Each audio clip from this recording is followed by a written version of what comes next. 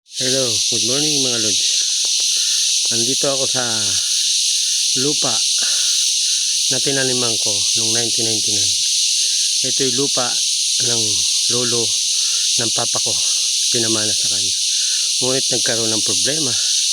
Hingi ako sa inyo ng advice. Kasi nasa korte na ang aming kaso. Bayaw ko ang aking kalaban. Inaangkin ang aking bayaw to. Pero ako ang nagtanim lahat nito. Mula 1999. Ayan. Puro ko tanim na lahat yan. Magkakaproblema ako dahil dito. Alid. Tanim ko na lahat yan. Yan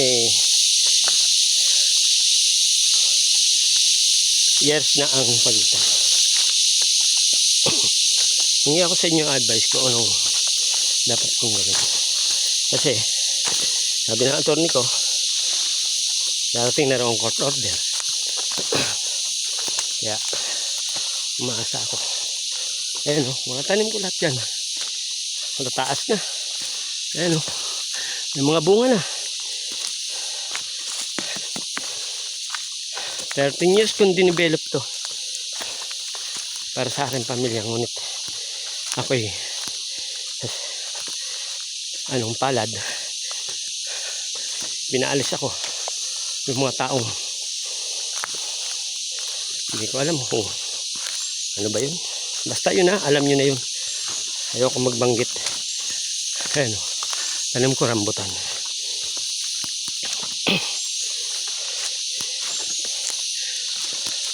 Lahat yan tanim ko na. May mga bababa na yung bubunga na yan. Puro tanim ko yan. Puno na ng tanim to. Rambutan, niyog, mangga.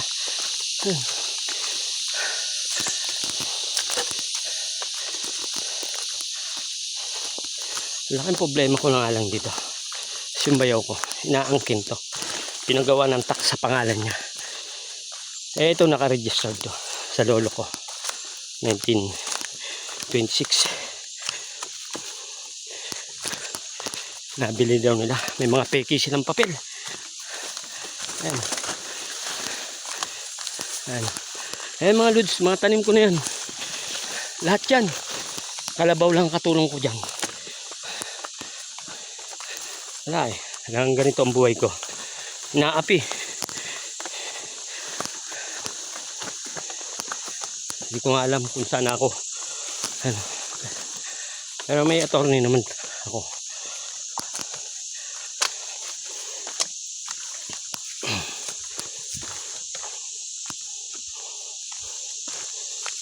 Ayan. Hindi ko nga naasikaso na gawa ng busy ako sa Maynila. Ayan. Kaya may mga bunga na yung tanim ko. Ayan. Mga tanim ko lahat yan. Mga bagong bumuha.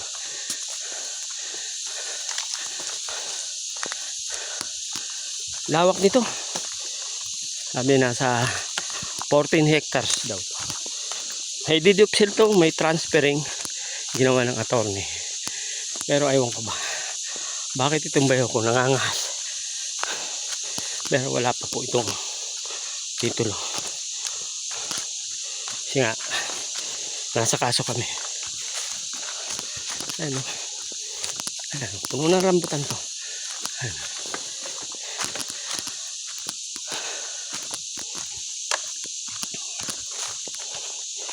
Sama nga ako ngayon magkawit.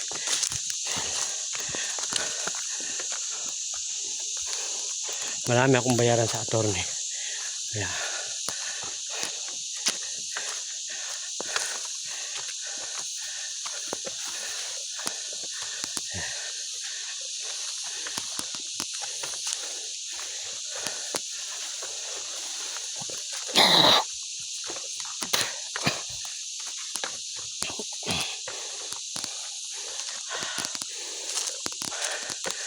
balang araw titira din ako dito pag may puhunan na ako. So, wala pa nga apong puhunan. May bukal po ito. May sariling tubig to dyan, no? Yan. May sariling tubig ito dyan.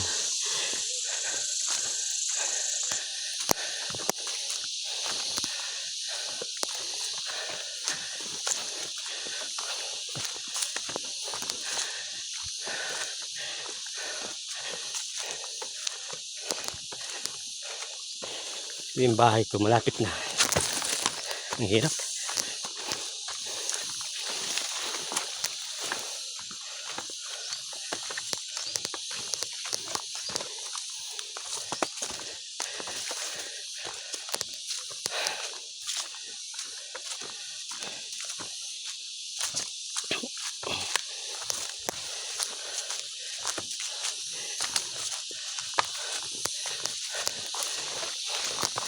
Ito yung bahay ko, Lods.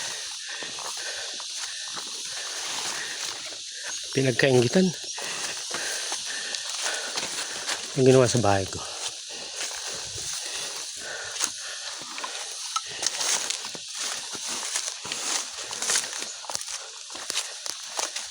Ito ang aking compound.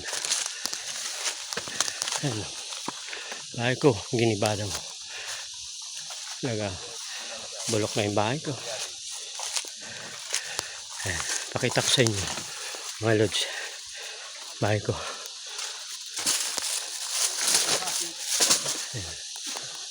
No, giniba na naman. Ayan o. Nagkaingitan, ewan ko ba kung anong gustong kunin dito sa bahay ko. Tinan mo. Nagkakalat yung mga gamit ko. Wala na ang tao talaga dito sa pili. Hindi ko maintindihan, mga Lods. Ito. Ano yung ginawa sa bahay ko dito? Giniba nila. Pinag-ano nila yung ano. Ayan.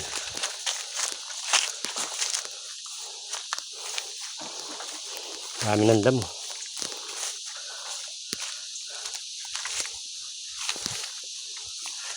Ang pili ko. Ayan. Bunga naman dapat tanyo. Malawak to guys. Sige guys. Salamat po.